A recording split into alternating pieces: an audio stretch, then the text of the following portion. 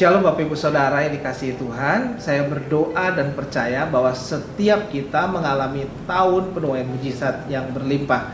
Mari kita satu hati di dalam doa. Tuhan Yesus, kami buka hati kami untuk mendengarkan firman Tuhan.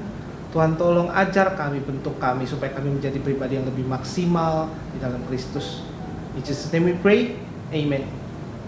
Khotbah minggu ini saya beri judul, Ingatlah mujizat sedang terjadi. 2 Raja-Raja 6 ayat 25-30. Mari kita baca.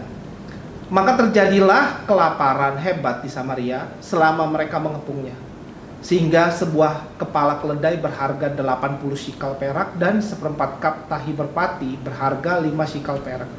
Suatu kali ketika Raja Israel berjalan di atas tembok, datanglah seorang perempuan mengadukan halnya kepada raja sambil berseru, "Tolonglah ya Tuanku Raja." Jawabnya, "Jika Tuhan tidak menolong engkau, dengan apakah aku dapat menolong engkau? Dengan hasil pengirikankah atau hasil pemerasan anggur?" Kemudian bertanyalah raja kepadanya, "Ada apa?" Jawab perempuan itu, "Perempuan ini berkata kepadaku, berilah anakmu laki-laki, supaya kita makan dia pada hari ini, dan besok akan kita makan anakku laki-laki. Jadi kami memasak anakku dan memakan dia. Tetapi ketika aku berkata kepadanya pada hari berikutnya, berilah anakmu supaya kita makan dia, maka perempuan ini menyembunyikan anaknya." Tatkala raja mendengarkan perkataan perempuan itu, dikoyakkannya lah pakaiannya, dan sedang ia berjalan di atas tembok, kelihatanlah kepada orang banyak bahwa ia memakai kain kabung pada kulit tubuhnya. Karena dikepung, mereka tidak bisa kemana-mana. Bahan makanan sulit didapatkan, dan harga bahan makanan kalaupun ada sangat mahal, dan itu pun harganya sudah tidak masuk akal. Bahkan begitu parahnya sampai tertulis ada keadaan ibu yang memakan daging anaknya sendiri untuk bertahan hidup. Keadaan yang sangat mengerikan. 2 Raja-Raja 7 ayat 5-7. Lalu pada waktu senja bangkitlah mereka ke tempat perkemahan orang Aram. Tetapi ketika mereka sampai ke pinggir tempat perkemahan orang Aram itu, tampaklah tidak ada orang di sana. Sebab Tuhan telah membuat tentara Aram itu mendengar bunyi kereta, bunyi kuda, bunyi tentara yang besar, sehingga berkatalah yang seorang kepada yang lain, "Sesungguhnya Raja Israel telah mengupah raja-raja orang Het dan raja-raja orang Misraim melawan kita, supaya mereka menyerang kita." Karena itu bangkitlah mereka melarikan diri pada waktu senja dengan meninggalkan kemah dan kuda dan keledai mereka serta tempat perkemahan itu dengan begitu saja. Mereka melarikan diri menyelamatkan nyawanya. Ben-Hadad Raja Aram menghimpun seluruh tentaranya untuk mengepung Samaria, sehingga terjadilah kelaparan hebat di Samaria. Tapi kita bisa belajar bahwa walaupun keadaan sepertinya tetap sama, kenyataannya mujizat sedang terjadi. Karena kenyataannya, walau situasi seakan masih terlihat kelaparan, tetapi tentara musuh mendengar bunyi kereta, bunyi kuda, bunyi tentara yang besar, mereka lari kabur. Keadaan yang mencoba mengepung kita akan lari kabur. Keadaan yang bikin kita stres dan kacau hidupnya akan diusir pergi. Satu keadaan yang serba kekurangan, kelaparan, dan penderitaan tidak akan ada lagi. Percayalah, Tuhan sedang mengerjakan sesuatu. Mujizat sedang terjadi. Walaupun situasi sekarang ini seperti dikepung, tertekan, dibatasi, harga melambung, banyak orang stres, terganggu jiwanya, dunia sedang menderita, ada kelaparan dan kekurangan. Tetapi percayalah, Tuhan sedang bekerja. Mujizat sedang terjadi. Jangan lemah semangatmu. Walaupun kondisimu sepertinya sudah tidak tertolong, seakan tidak ada harapan. Semua jalan buntu seperti ayat di atas, sehingga ibu memakan daging anaknya. Manusia menghalalkan segala cara karena sudah tidak ada harapan. Mungkin di keuanganmu, di tagihanmu, di pekerjaanmu, di bisnismu, di rencanamu atau di masa depanmu. Tapi percayalah, Tuhan sedang mengerjakan sesuatu. Mujizat sedang terjadi. Walau musuh coba menekan, bikin stres, depresi, sehingga manusia jadi gila dan memakan daging manusia lain, bahkan membunuh anaknya sendiri untuk dimakan. Musuh mengepung, membuat orang menghalalkan segala cara, membunuh perasaan orang kita kasih, injak kiri kanan, tipu kiri kanan, karena kondisi gilamu, stresmu, pusingmu. Tetapi percayalah, sadarlah, mujizat sedang terjadi. Jangan dengar tekanan musuh yang berbisik di pikiranmu bahwa sudah tidak ada lagi harapan. Itu bohong. Kenyataannya selalu ada harapan di dalam Tuhan. 2 Raja-Raja 6 ayat 25. Maka terjadilah kelaparan hebat di Samaria selama mereka mengepungnya, sehingga sebuah kepala keledai berharga 80 sikal perak dan seperempat kaptai merpati berharga 5 sikal perak. 2 Raja 7 ayat 14-16. Sesudah itu mereka mengambil 2 kereta kuda. Kemudian raja menyuruh mereka menyusul tentara Aram sambil berkata, pergilah melihatnya. Lalu pergilah mereka menyusul orang-orang itu sampai ke sungai Yordan. Dan tampaklah seluruh jalan itu penuh dengan pakaian dan perkakas yang dilemparkan oleh orang Aram pada waktu mereka lari terburu-buru. Kemudian pulanglah suruhan-suruhan itu dan menceritakan hal itu kepada raja. Maka keluarlah penduduk kota itu menjarah tempat perkemahan orang Aram, karena itu sesukat tepung yang terbaik berharga sesikal dan 2 sukat jelai berharga sesikal, sesuai dengan firman Tuhan. Kita belajar dari firman Tuhan, ada keadaan yang tadinya harga barang menjadi sangat mahal, tetapi segera terjadi pertolongan Tuhan. Harga barang yang harusnya mahal malah jadi murah. Amin. Kita alami seakan semua yang diizinkan hilang malah dikembalikan berlipat ganda. Amin. Kita alami semua kejadian yang merugikan, keadaan segera berbalik menjadi keuntungan. Apapun yang saudara sudah alami, ujungnya malah menjadi keuntungan. What has been lost is being restored. Apa yang selama ini hilang akan dipulihkan. Apa yang selama ini rugi akan dikembalikan. Percayalah, mujizat sedang terjadi. Jangan lemah semangatmu. 2 Raja-Raja 6 ayat 9-23. Tetapi abdi Allah menyuruh orang kepada Raja Israel mengatakan, awas, jangan lewat dari tempat itu, sebab orang Aram sudah turun menghadang ke sana. Sebab itu Raja Israel menyuruh orang-orang ke tempat yang disebutkan abdi Allah kepadanya. Demikianlah Elisa memperingatkan kepadanya supaya berawas-awas di sana, bukan sekali 2 kali saja. Lalu mengamuklah hati Raja Aram tentang hal itu, maka dipanggilnya lah pegawai-pegawainya, katanya kepada mereka, tidakkah dapat kamu memberitahukan kepadaku siapa dari kita yang memihak kepada Raja Israel? Tetapi berkatalah salah seorang pegawainya, tidak tuanku raja, melainkan Elisa, nabi yang di Israel. Dialah yang memberitahukan kepada Raja Israel tentang perkataan yang diucapkan oleh tuanku di kamar tidurmu. Berkatalah raja, pergilah melihat di mana dia, supaya aku menyuruh orang menangkap dia. Lalu diberitahukanlah kepadanya, dia ada di Dotan. Maka dikirimnyalah ke sana kuda serta kereta dan tentara yang besar. Sampailah mereka pada waktu malam, lalu mengepung kota itu.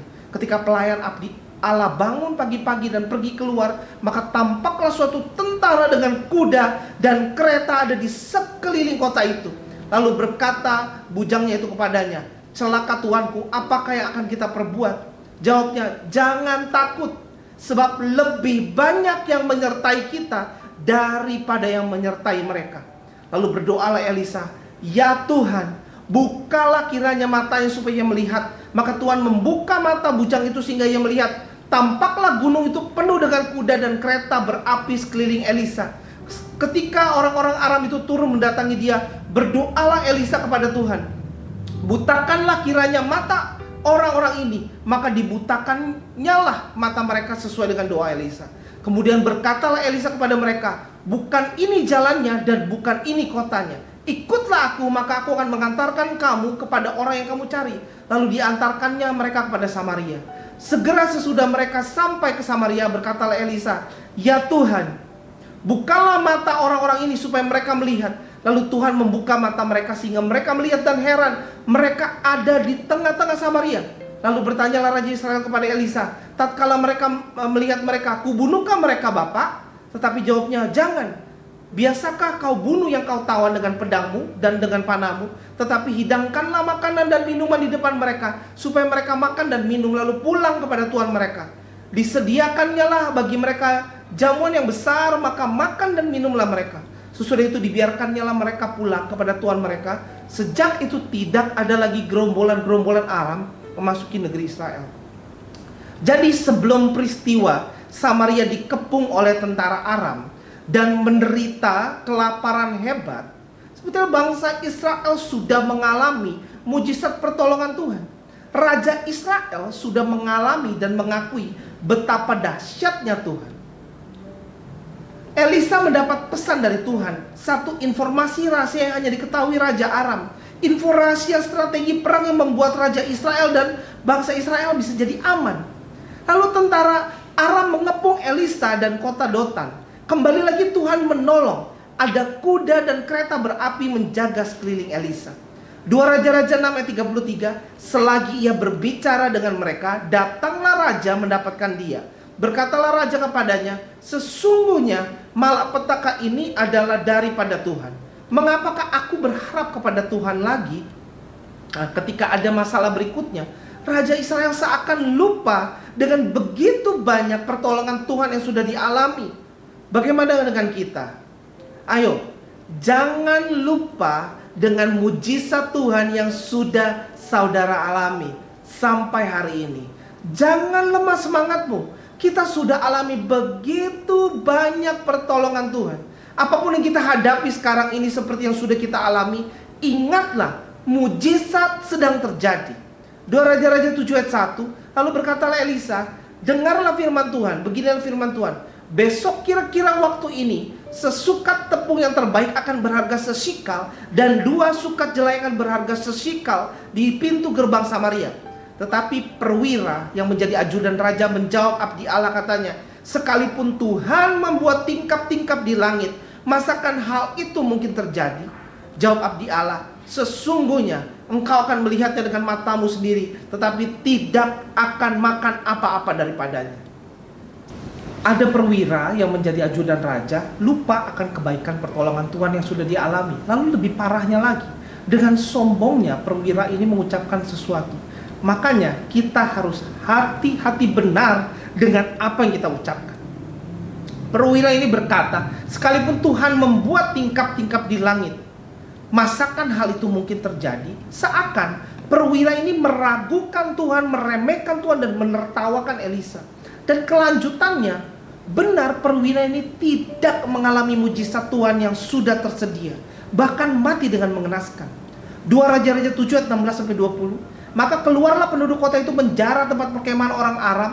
Karena itu sesukat tepung yang terbaik berharga sesikal, dan 2 sukat jelai berharga sesikal, sesuai dengan firman Tuhan. Adapun raja telah menempatkan perwira yang menjadi ajudan itu mengawasi pintu gerbang. Tapi rakyat menginjak-injak dia di pintu gerbang, lalu ia mati sesuai dengan perkataan abdi Allah yang mengatakannya pada waktu raja datang mendapatkan dia.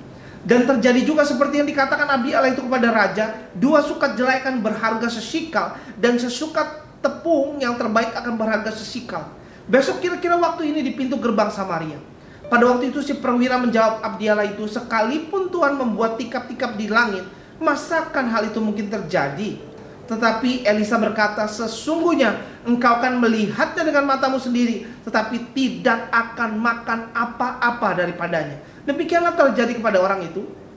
Rakyat menginjak-injak dia di pintu gerbang, lalu matilah ia. Ini merupakan satu peringatan bagi setiap kita. Jangan pernah meremehkan apa yang Tuhan bisa buat atas hidupmu. Jangan pernah mengecilkan Tuhan. Kalau ada orang kesaksian betapa hebatnya pertolongan Tuhan dalam hidup dia, jangan pernah kita komentar dalam hati bahwa masa sih bener kayak begitu, aneh ya, kok bisa ya. Seakan kita baca di firman Tuhan mengenai mujizat Tuhan, tetapi dalam kehidupan sehari-hari kita memungkiri kuasanya. Seakan-akan kita tidak berharap bahwa pertolongan Tuhan itu nyata. Sesuatu yang buang-buang waktu sebetulnya kalau kita sudah dengar khotbah firman Tuhan, tetapi kita menolak percaya, menolak mengalami Tuhan. Sangat disayangkan. Kita juga bisa belajar, ingatlah, mujizat sedang terjadi. Ingat, Pas kemarin itu Tuhan sudah pernah tolong. Jadi masalah yang kali ini, andalkan Tuhan kembali. Bangsa Israel dan Raja Israel sudah alami mujizat Tuhan, tetapi mereka lupakan. Mereka nggak ingat dari suara Tuhan yang menolong mereka, dari info rahasia yang hanya diketahui Raja Aram, dari diluputkannya dari masalah, tentara musuh yang dibutakan. Seharusnya masalah berikutnya kita lebih tenang, percaya, karena kita ingat kemarin itu mujizat sedang terjadi. Sehingga ketika kita dikepung musuh, ingatlah mujizat sedang terjadi. Dan benar, ada mujizat, diusir pergi tentara musuh yang mengepung hidupmu. Perwira yang berkata, mana mungkin, masa sih Tuhan mampu? Masa sih Tuhan mau pakai kamu, Elisa? Siapa kamu? Saya ajudan raja loh. Kamu kan bukan siapa-siapa. Perilaku seperti itu yang membuat perwira itu gagal mengalami mujizat, bahkan mati diinjak-injak. Kita semua mau alami mujizat Tuhan. Maka itu jangan lemah semangatmu, jangan berkurang iman percayamu, dan jaga perkataanmu. Jangan ucapkan kata-kata yang meremehkan Tuhan. Jangan ucapkan kata-kata dalam hatimu yang meragukan kuasa doa orang-orang benar. Jangan membatasi mujizat Tuhan. Walau saudara belum pernah dengar dari orang lain tentang mujizat sehebat harapanmu, Tuhan mampukan adakan mujizat itu untuk hidup saudara. Hanya Dia Tuhan yang mampu, dan tidak ada batasan atas kuasanya kalau Tuhan berkehendak. Ingatlah, mujizat sedang terjadi. Pertolongan Tuhan pernah terjadi, kita pernah alami. Jangan lupakan hal itu. Maka untuk masalah apapun yang kita alami sekarang, ingatlah, Tuhan pernah adakan mujizat bagimu. Andalkan Tuhan. Kembali dalam tantangan saudara kali ini, tenanglah dan ingatlah mujizat sedang terjadi. Izinkan saya berdoa bagi saudara. Tuhan Yesus, kami satu hati berdoa Tuhan. Kami rindu Tuhan, tolong setiap kami untuk sadar dan mengingat setiap pertolongan Tuhan, setiap mujizat Tuhan yang pernah terjadi di hidup kami ke belakang. Mungkin tahun lalu, mungkin bulan lalu Tuhan sudah tolong begitu hebatnya, dan kami mengucap syukur pada saat itu. Tapi maafkan kami kalau kami lupa ketika kami menghadapi masalah kami yang berikutnya. Urapi setiap kami Tuhan, buka mata kami Tuhan, mampukan kami mengingat kebaikan Tuhan, mengingat pertolongan Tuhan, dan mengingat setiap kali ada apapun yang kami jalani, hadapi bersama Tuhan, mujizat sedang terjadi. Di dalam nama Tuhan Yesus kami berdoa. Amin. Tuhan Yesus memberkati hidup saudara. Happy Sunday.